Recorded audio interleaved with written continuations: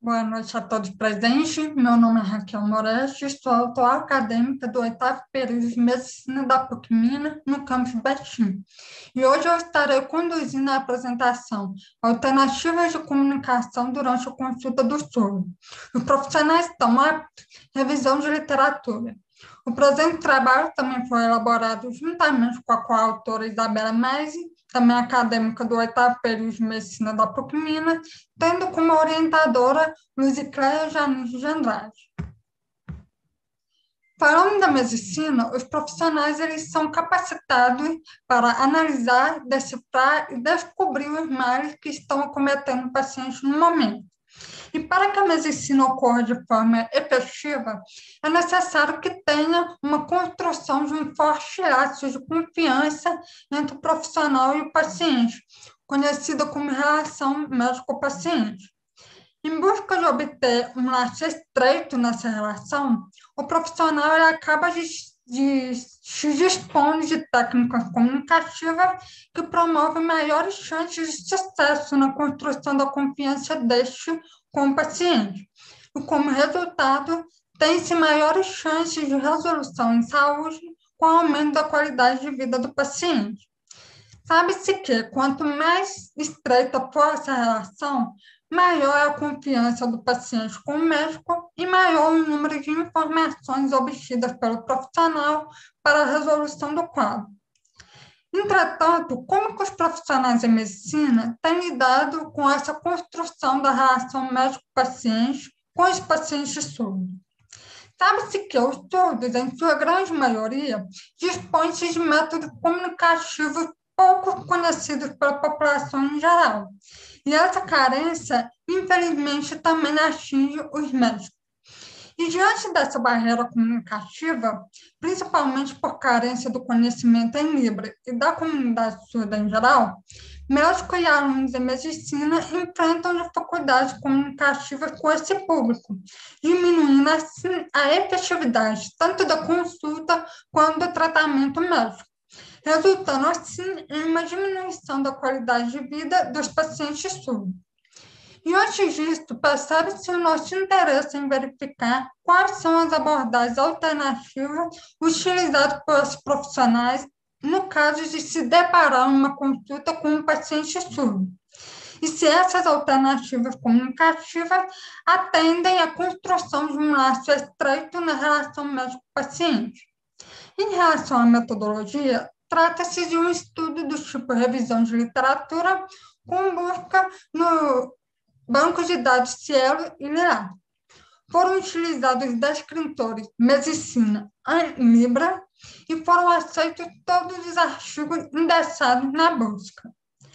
Após a leitura dos artigos fornecidos pelo banco, foram selecionados 3 trabalhos no Cielo e 3 no Lera, sendo um deles em repetição.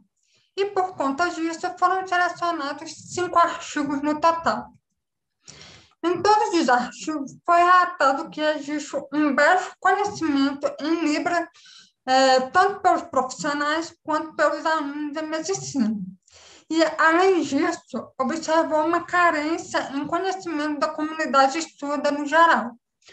Por conta dessa dificuldade em construir uma comunicação de forma efetiva, do modo convencional, os profissionais eles acabam se dispondo de outras alternativas comunicativas. Por exemplo, mímica, gesticular, falar alto e ou pesadamente, escrever ou digitar no celular e papel são algumas medidas escolhidas pelos profissionais. Entretanto, nem sempre são efetivas, diminuindo assim a qualidade da consulta. Por exemplo, mímica de gestos podem provocar confusão em alguns sinais, tanto pelo surdo quanto pelo médico. E diante disso, pode levar a erros de diagnóstico e propedêutica por parte do profissional, além da não compreensão do surdo em relação ao tratamento e à doença. Outra alternativa encontrada pelos profissionais e pelo paciente é a presença do acompanhante e ou intérprete. Só que, embora que a presença de terceiro possa favorecer com mais fidelidade à doença, essa opção acaba excluindo a liberdade do estudo, já que o profissional passa a focar mais no acompanhante em busca de informações, deixando o estudo de lado. Além disso, também ocorre um rompimento da privacidade do paciente, bem como o sigilo médico, já que as informações não ficam restritas apenas ao profissional. Então, fechando nosso raciocínio, concluímos que existem muitas dificuldades e barreiras comunicativas dentro do atendimento médico do paciente surdo.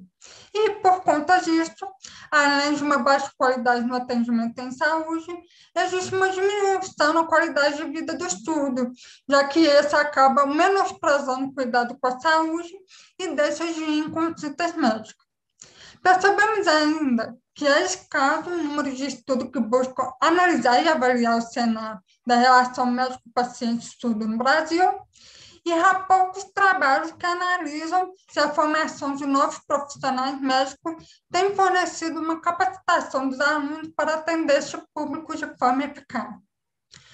Todos os artigos aqui utilizados para o estudo apresentam medidas semelhantes para melhorar a qualidade da assistência médica à comunidade surda. E algumas das mais importantes são ampliar e ofertar capacitação em Libras nos profissionais de saúde, sensibilizar, esclarecer e instruir os profissionais a respeito das particularidades da comunidade surda, oferecer programas de suporte para melhorar o atendimento em saúde do paciente surdo. Com isso, espera-se que ocorra um incremento na qualidade do atendimento com essa medida. Aqui estão as nossas referências. Muito obrigada, então, pela atenção de todos vocês. Bom, o tema do trabalho é o consumo de drogas e a ocorrência de transtornos mentais na população de rua. Os integrantes do grupo sou eu, Rafaela Rabelo, que vou apresentar o trabalho, Bárbara Ellen, Clara Comarella e tivemos como orientadora Cíntia Rabelo. O consumo de drogas é um grave problema de saúde pública em todos os países, pelos evidentes agravos, sociais e à saúde decorrentes do uso das mesmas, Ele é considerado um fenômeno entre os moradores de rua, principalmente devido às condições adversas às quais estes estão expostos. No Brasil, a população de rua representa uma considerável parcela abaixo da linha da pobreza, na condição de indigência, sendo muitas vezes rejeitada, discriminada e ignorada. Viver nas ruas é um preditivo importante para a ocorrência de transtornos mentais, quando comparado à população geral.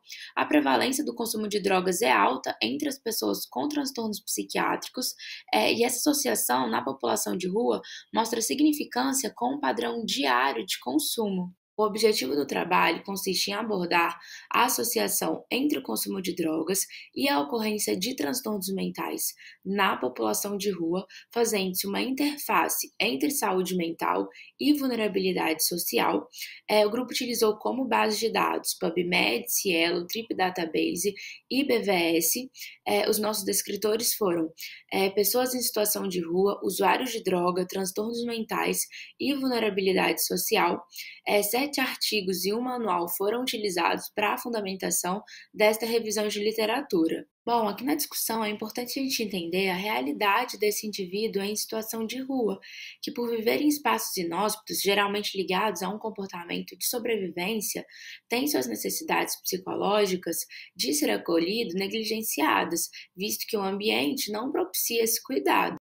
Essas necessidades, elas podem ser muitas vezes sublimadas através do uso de substâncias psicoativas, que por seus efeitos psicotrópicos geram no organismo sensações agradáveis e que permitem afastar conflitos presentes.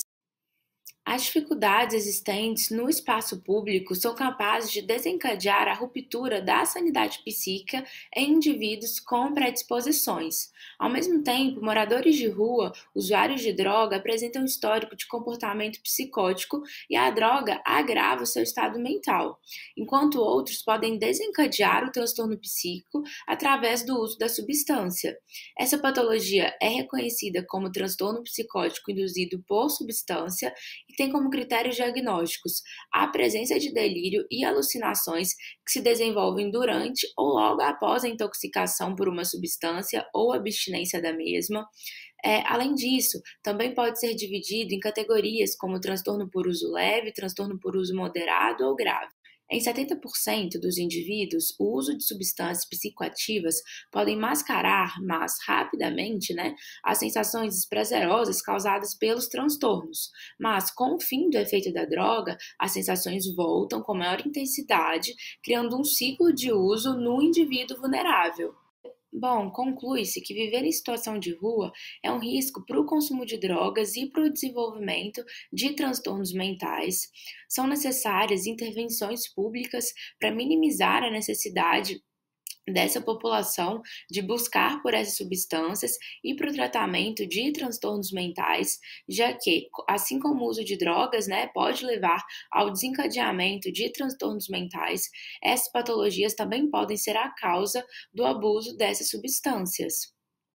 Além disso, é importante evidenciar as grandes causas e consequências sociais desse uso para a conscientização das autoridades acerca da necessidade de medidas de auxílio, tais como o acolhimento e o resgate da cidadania desses indivíduos e a garantia de qualidade de vida e de condições sociais dignas. Bom, essas foram as nossas referências. Obrigada! Boa noite a todos.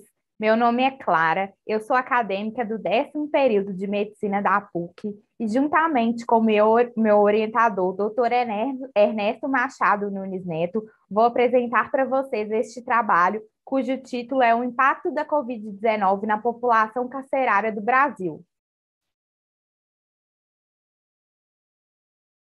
Então, as penitenciárias, devido às suas características estruturais, são potenciais epicentros de doenças infecciosas, como a influenza e tuberculose, doenças já conhecidas, com uma alta prevalência nesse meio, e nesse momento uma fonte potencial de Covid-19. Isso se deve também ao estigma social, à precária oferta de serviços de saúde e à ausência de políticas públicas efetivas à população carcerária. Com isso, fica claro a vulnerabilidade dessa população frente à pandemia, e essa situação configura-se como um problema de saúde pública que deveria ser mais discutido e ter mais visibilidade social. Esse estudo objetivou abordar sobre a vulnerabilidade da população em situação de privação de liberdade no contexto da pandemia, com o intuito de chamar a atenção da sociedade para essa causa. Foi realizada uma revisão de literatura sobre o formato narrativo através dos descritores Prisons, Covid-19 Brasil, nas seguintes bases de dados: PubMed, Biblioteca Virtual em Saúde, Google Scholar, e ao todo foram selecionados 7 artigos. No Brasil, a população privada de liberdade é estimada em mais de 773 mil pessoas, e o país ocupa o 3º lugar no ranking dos países com a maior população privada de liberdade do mundo, ficando atrás apenas dos Estados Unidos e da China. Então, as condições precárias de muitas penitenciárias, que incluem superlotação, saneamento e ventilação insuficientes, cuidados e ofertas de serviços de saúde inadequados, contribuem para que essas instituições tornem-se criadouros de surtos de doenças infecciosas e dificultam o cumprimento de protocolos e medidas de segurança relacionados à saúde. Então, nesse contexto da pandemia, que o contágio é intimamente dependente, das nossas relações humanas, das nossas interações, fica praticamente inviável, o cumprimento dessas medidas de segurança, devido principalmente à superlotação e às más condições de higiene e saúde. Além do risco para os encarcerados, a infecção de Covid-19 nos presídios também pode servir como um reservatório da doença para a população em geral. Então, o Brasil, através da recomendação do Conselho Nacional de Justiça, adotou algumas medidas a fim de tentar conter a infecção da Covid nos presídios, que incluíam, por exemplo, o aumento da frequência de limpeza nos espaços das unidades, procedimentos de triagem na entrada das unidades para os visitantes, procedimentos de triagem da Covid, para a Covid, colocação em prisão domiciliar de pessoas presas do grupo de risco, que não oferecem grande periculosidade à sociedade, entre outras medidas. Essas foram apenas uns exemplos.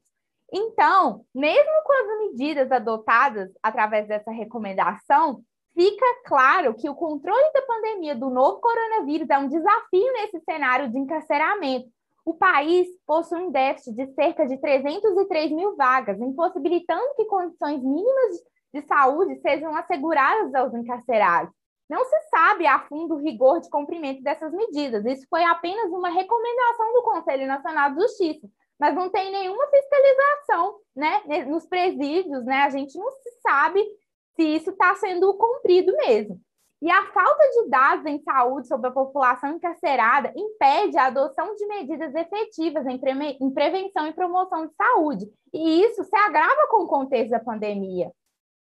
E não se sabe a veracidade dos dados disponíveis no painel de monitoramento dos casos de Covid-19 nos sistemas prisionais do Departamento Penitenciário Nacional. Esse painel de monitoramento é igual ao que a gente tem, né, sobre a população em geral, só que é um painel de monitoramento das unidades prisionais.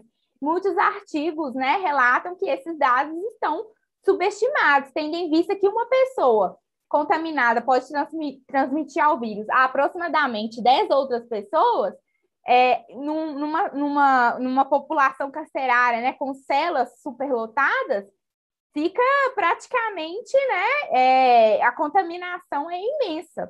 Então, com certeza, né, se vocês forem olhar lá os dados desse Departamento Penitenciário Nacional, o número de casos em comparação à população carcerária é mínimo. Então, com certeza, né, segundo aí os artigos selecionados, esses dados estão subestimados.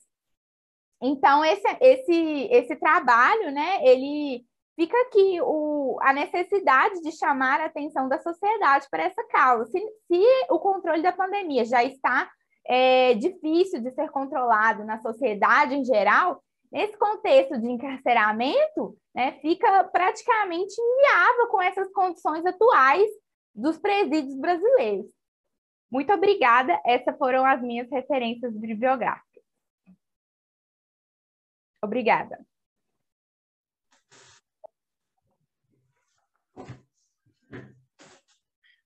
Olá, meu nome é Vinícius, eu sou acadêmico de medicina do Centro Universitário Assis Gurgak, em Cascavel, no Paraná, e vou apresentar o nosso estudo sobre a relação da escolaridade da cor com a frequência e o estadiamento de câncer gástrico no Ceará. Este é um estudo orientado pela doutora Daiane Breda e coescrito pelos acadêmicos Thailise, Guilherme, Juliana e Jaime.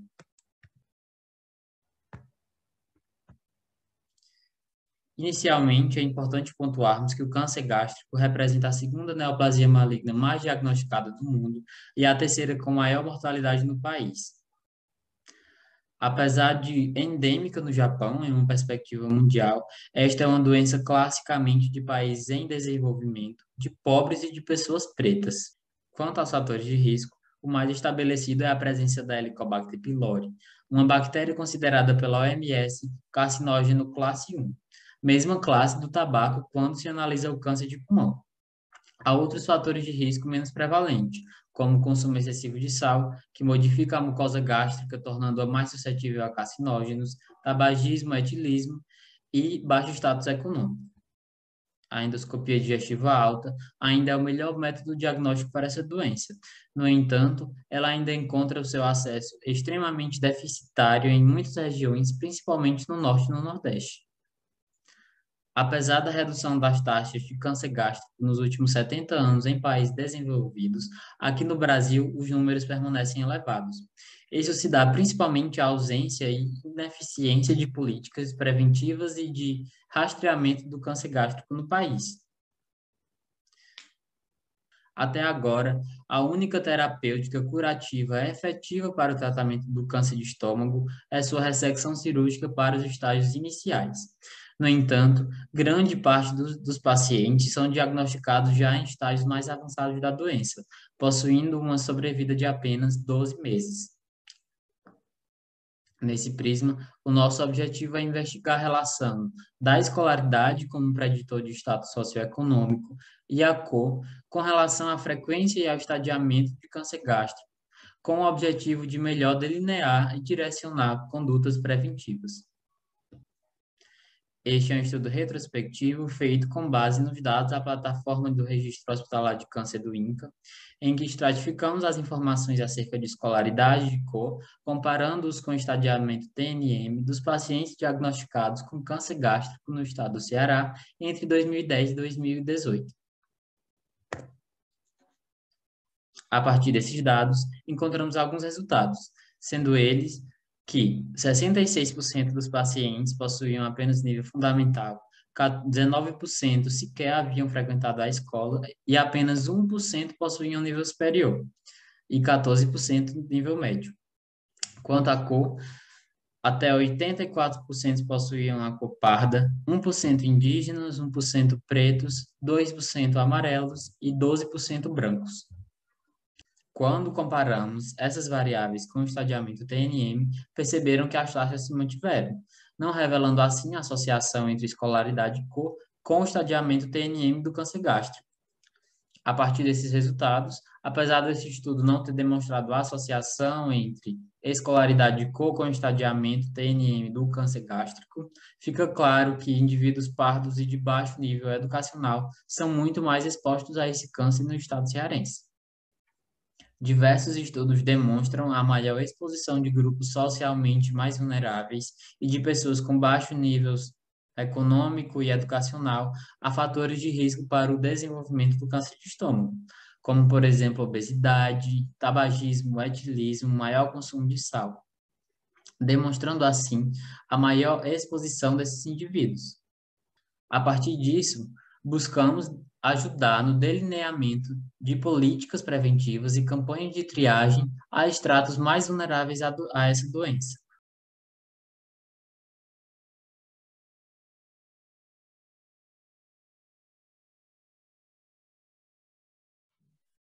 Olá, boa noite a todos. Darei início à apresentação com o tema Vulnerabilidade Social da População Transgênero com HIV no Brasil. Revisão de literatura.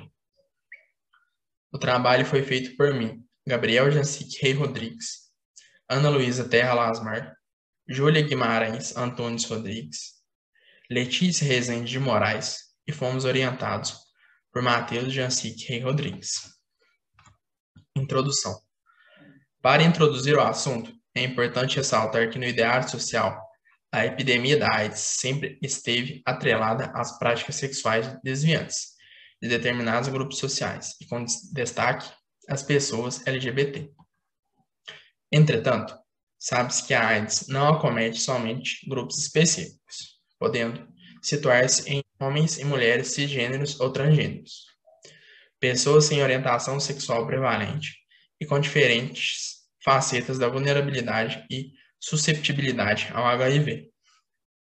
Contudo, devido ao contexto do estigma referente ao HIV ou AIDS, as mulheres transexuais sofrem ainda mais por causa de uma rejeição social por serem consideradas fora dos padrões cis-heteronormativos.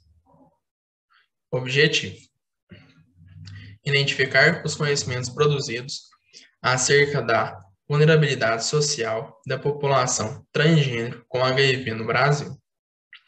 Metodologia. Foi realizada uma revisão de literatura a partir de uma busca na base de dados Medline, via motor de busca PubMed, com os descritores vulnerabilidade social, pessoas transgênero, HIV e Brasil, e combinados pelo operador Boolean AND, e com recorte temporal dos últimos 5 anos. Resultado e discussão. Existe uma alta prevalência da população transgênero com infecção por HIV. Essa população vive de maneira excludente e desumana, devido ao estigma e à discriminação. Essa situação é reforçada pela falta de uma rede de apoio. uma vez que observa-se um núcleo familiar fragilizado. Aliado a isso, há também uma alta taxa de evasão escolar que corrobora ainda mais para esse cenário. Além da precariedade no acesso à educação, a dificuldade de inclusão no mercado de trabalho formal favorece a busca de alternativas para a fonte de renda, tornando suscetíveis a situações de risco. Em decorrência disso, estão sujeitas à vulnerabilidade psicológica, social e econômica. Neste contexto, os fatores causais estão associados ao conhecimento insuficiente sobre a temática e a maior exposição às ISTs, já que a maioria são profissionais do sexo e estão sujeitas a situações de risco e até mesmo de subordinação. Somado a isso, outros comportamentos que aumentam significativamente as taxas de HIV nessa população são sexo, especialmente anal, uso de drogas, álcool e hormônios. E apesar da exposição aos riscos, a população transgênero evita o serviço de saúde por conta de experiências negativas de discriminação e violência, o que dificulta o acesso ao serviço de saúde, aconselhamento, prevenção, testagem e tratamento para HIV. Isso acaba impactando diretamente na qualidade de vida e para uma alta taxa de mortalidade nessa população ainda jovem. Além disso, quando existe a procura do serviço de saúde, apesar da baixa oferta, optam pela assistência especializada. Outros aspectos que contribuem para a falha do serviço de saúde incluem a ineficiência das políticas públicas de promoção e o despreparo da equipe que compõe a atenção primária em promover assistência de qualidade, que considere as especificidades e o seu contexto de vulnerabilidade. Ademais, observa-se uma ausência de protocolos sobre saúde transgênero, acolhimento, medicamentos, suplementos e suporte de saúde ao soro positivo. Conclusão. Por fim, entende-se que a população transgênero com infecção por HIV vivencia um contexto de vulnerabilidade. Dessa forma, faz-se importante fornecer assistência de prevenção, diagnóstico e tratamento dessa infecção, juntamente com a incorporação de medidas mais humanizadas, a fim de se criar um ambiente acolhedor e que promova a saúde integral da população trans. Essas são nossas referências bibliográficas. Obrigado a todos.